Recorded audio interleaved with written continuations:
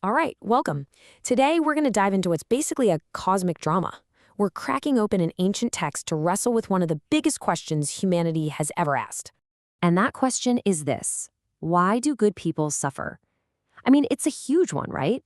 This question is the raw, beating heart of an ancient Hebrew text, the book of Job. And this book doesn't just ask the question, it puts it on trial. So, the book of Job is what's known as wisdom literature, and it's this incredibly profound work that, like I said, puts this very question on trial. And to really get what's going on, to grasp its deep and honestly often surprising insights, we've got to meet the key players. Think of it like a play. Before you can understand the plot, you've got to know the cast of characters. So, let's start with the man at the very center of this whole thing. All right, let's meet our protagonist, Job. And he's not just a good guy. He's presented as a man of just unwavering, almost unbelievable integrity. So who is he? Well, on the surface, he's this blameless, super wealthy guy who gets hit with an unbelievable test. He loses everything: his family, his fortune, his health. But what he represents is where it gets really interesting. He stands for human integrity, flat out refusing to confess to sins he knows he didn't commit. And even more, he represents an honest faith. He's not afraid to question God, to demand justice, all while still believing. That's a really important distinction.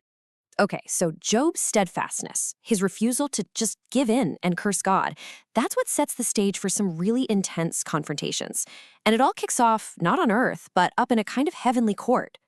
Now, the first challenge comes from a figure that's super important to understand correctly. He's known as Ha-Satan. And in Hebrew, this isn't a name, it's a title. It means the accuser or the adversary. So you got to get the image of a red-horned devil out of your head. Think of this character more like a celestial prosecutor whose job it is to challenge things, to test if they're really true. And what's the accuser's big challenge? It's incredibly cynical. He basically says, look, Job's faithfulness, it's just a product of his prosperity. He's only good because you've blessed him. The argument is that human faith is purely transactional. We're only good because we get good things. Take away the rewards, he bets, and that faith will just, poof, crumble into dust. So, this cosmic challenge kicks off the test, and it's brutal. Job loses everything. And as he's sitting there, in total anguish, his three friends show up. Now, they're supposedly there to comfort him. But let's just say their idea of comfort is what really gets this debate rolling. And their logic, oh boy, it's so rigid. And it seems simple on the surface. You can break it down into 3 steps. 1, God is just and always punishes the wicked. 2, you, Job, are suffering a lot. 3, therefore you must have sinned.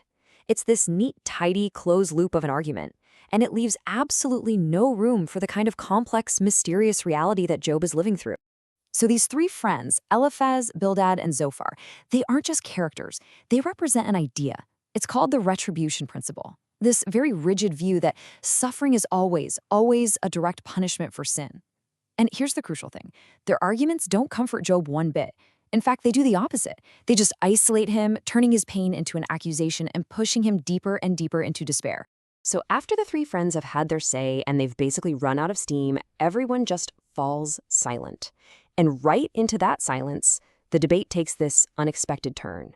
A new, younger voice, a guy who's apparently been listening this whole time, finally decides to speak up. And this is Elihu. He's this younger guy who's pretty frustrated with everybody. He thinks Job is being self-righteous, and he thinks the 3 friends are just flat out wrong. So he offers a more nuanced view. He says, hey, maybe suffering isn't just punishment. Maybe it's a form of divine correction, a way for God to purify someone. It's a more sophisticated argument for sure, but it's still a human trying to fit the mystery of suffering into a neat little box. His speech is basically the bridge between all the human arguments and, well, what comes next. Okay, so now all the human voices have gone silent. Job's cries, the friends' wrong-headed accusations, even Eliyahu's newer theory. And that's when we get to the climax of the whole debate. The most powerful voice of all is about to make itself heard. And this is maybe the biggest turning point in the entire book. God finally answers, but not with explanations. There's no bullet point list of reasons. Instead, God speaks from a whirlwind. And by doing that, the entire frame of the debate is about to get completely shattered. So what does God do? First, he just unloads a series of rhetorical questions about the vast, untamed universe. It's like saying, Were you there when I laid the foundations of the earth? This represents divine sovereignty, the idea that God's wisdom is on a scale we literally can't comprehend. Then God rebukes the friends for being wrong and restores Job's fortunes twofold. This shows that ultimate justice is real, even if we can't possibly understand how it works day to day. Basically, God shows Job he was asking the wrong question all along. So let's step back. We've heard from the whole cast, right? Job, the accuser, the friends, Elihu, and finally, God. So what does this whole symphony of voices teach us? How do they all work together?